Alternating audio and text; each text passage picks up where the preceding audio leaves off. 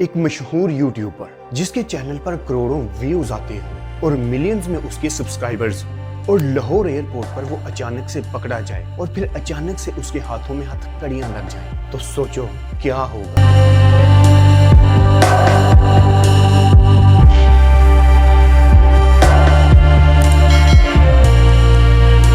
دوستو یہ کسی فلم کی کہانی نہیں بلکہ پاکستان کا سب سے بڑا یوٹیوب سکینڈل ہے۔ جی ہاں، بالکل صحیح سمجھے آپ، ڈکی بائی کا گیمبلنگ کیس۔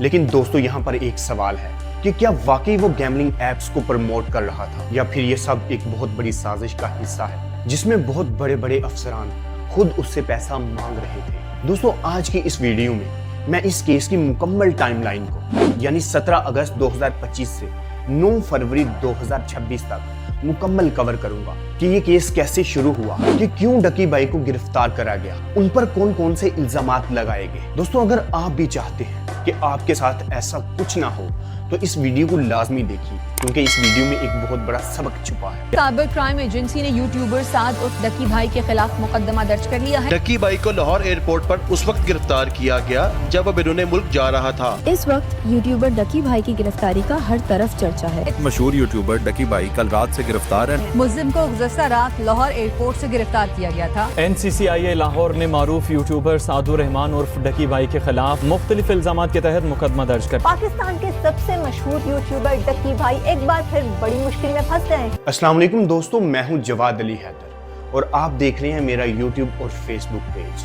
آج کی ویڈیو میں بات کروں گا سعد الرحمان جسے سارے لوگ ڈکی بائی کے نام سے جانتے ہیں، اور میں بات کروں گا اس کیس کے بارے میں جو اب پورے پاکستان میں وائرل ہو رہا ہے۔ دوستو ڈکی بائی کا کیس شروع ہوتا ہے 17 اگست 2025 کو جب انہیں علامہ اقبال انٹرنیشنل ایئرپورٹ پر روک دیا جاتا ہے۔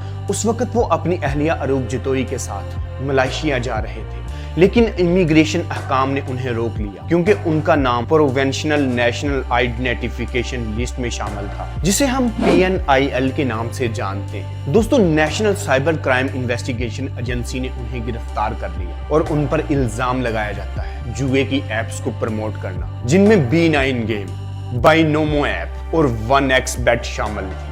دوستو ان کو یہ کہہ کر گرفتار کرا جاتا ہے کہ ان کی ان ایپس کی پروموشن میں پاکستانی عوام کا لاکھوں کروڑوں روپے کا نقصان ہوا ہے۔ ڈکی بائی کے خلاف prevention of electronic crime act یعنی PECA اور پاکستان پینل کوڈ PPC کی مختلف دفعات کے تحت FIR درج کی گئی جن میں الیکٹرانک فراڈ، جعل سازی، سکیم اور دھوکہ دہی شامل تھی۔ اور دوستو اسی دن یعنی 17 اگست 2025 جس دن ڈکی کو گرفتار کرا جاتا ہے، لاہور کی ضلعی عدالت نے NCCIA کی درخواست پر 2 دن کا جسمانی ریمانڈ منظور کر لیا جاتا ہے اور فوراً ڈکی بائی کو تفتیش کے لیے تحویل میں لے لیا جاتا ہے۔ دوستو ریمانڈ ختم ہونے کے 2 دن بعد یعنی 19 اگست 2025 کو ان کی جسمانی ریمانڈ میں توسیع کر دی جاتی ہے اور پھر 24 اگست 2025 کو جوڈیشنل مجسٹریٹ نے ڈکی بائی کی ریمانڈ میں مزید 5 دن کا اضافہ کر دیا۔ اس وقت تک ڈکی بائی حراست میں تھے اور تحقیقات جاری تھی۔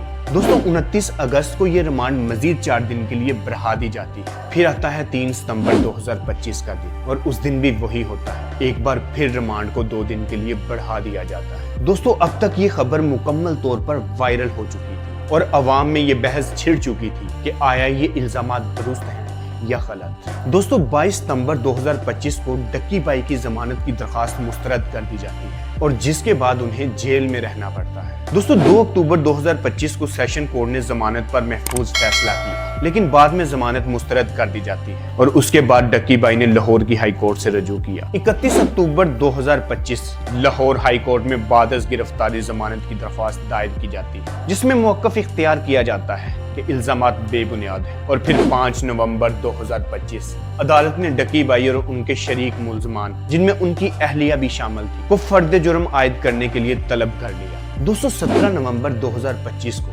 ایک دفعہ پھر ڈکی بائی کی جسمانی ریمانڈ میں 14 دن کا مزید اضافہ کر دیا جاتا ہے اور اس وقت تک ڈکی بائی کیمپ جیل میں منتقل ہو چکے تھے اور تحقیقات جاری تھی۔ دوستو 24 نومبر 2025 کو لاہور ہائی کورٹ نے آخرکار ڈکی بائی کو 1 ملین روپے کے ضمانتی مچلقوں کے عوض ضمانت منظور کر لی جاتی ہے اور یہ حکم جسٹس شہرام سرور چودھری کی طرف سے دیا جاتا ہے لیکن انتظامی وجوہات کی بنیاد پر उनकी रिहाई में मजीद ताखीर हो जाती है। दोस्तों फिर आता है 26 नवंबर 2025 का दिन, जिस दिन डक्की बाई को रिहा कर दिया जाता है। डक्की बाई को तकरीबन 3 महीने हिरासत में रखने के बाद उनके लिए उनकी रिहाई एक बहुत बड़ा रिलीफ थी। दोस्तों उसके बाद कहानी में एक नया मोड़ आता है 7 दिसंबर 2025, जब डक्की बाई अपनी 100 दिन के बाद एक वीडियो बनाता है जिसमें वो अपनी मुकम्मल खामोशी को तोड़ देते हैं। अपनी उस वीडियो में डक्की बाई कौम से माफी मांगते हैं कि अगर उनके कंटेंट से किसी का नुकसान हो तो वो तहे दिल से माजरत खां। लेकिन दोस्तों अपनी उसी वीडियो में उन्होंने NCCIA के अफसरात पर संगीन इल्जामात लगाए, जिसमें ज़बानी और जिस्मानी तशद्दुद, टार्चर और पैसे मांगने के इल्जामात शामिल हैं। दोस्तों डक्की ने अपनी वीडियो में बताया कि असिस्टेंट डायरेक्टर सरफराज चौधरी ने उन पर तशद्दुद किया और ये मामला खत्म करने के लिए रिश्वत तलब की। डक्की बाई ने यह भी वादा किया कि उनका एक क्रिप्टो वॉलेट जिसमें $3,50,000 से ज्यादा की रकम उसको फ्रीज कर दिया गया। दोस्तों 9 दिसंबर 2025 तक अवाम और मुख्तलिफ मशहूर शख्सियत ने डक्की बाई के हक में आवाज बुलंद की। उनकी अहलिया ने NCCIA के अफसरान के खिलाफ FIA और एंटी करप्शन में मुकदमा दर्ज करवाया, जिसके बाद वो अफसरान खुद रिश्वत लेने के इल्जाम में गिरफ्तार हो गए। दोस्तों फिर आता है 7 फरवरी 2026 का दिन। डक्की बाई और उनकी अहलिया पर फर्दे जुर्म आयद कर दी जाती है, लेकिन अभी तक कोई हतमी फैसला सामने नहीं आया। दोस्तों ये था डक्की बाई का मुकम्मल केस। उन पर जो इल्जामात लगाए गए वो अभी तक उन पर साबित नहीं किए जा सके और ना ही डक्की बाई ये साबित कर पाया कि जो उस पर इल्जामात लगे आया कि वो दुरुस्त हैं या नहीं। लेकिन ये एक मशहूर यूट्यूबर की जिंदगी का एक बहुत बड़ा टर्न था। दोस्तों क्या ये इंसाफ है या ताकत का गलत इस्तेमाल? कमेंट में लाजमी बताएं।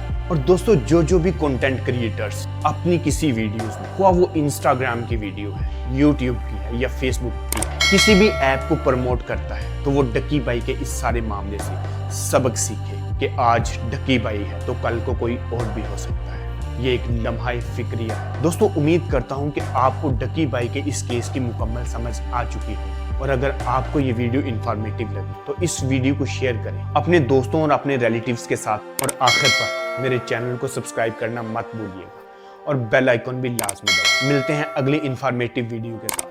तब तक अपना बहुत सारा ख्याल रखिए। अल्लाह हाफिज।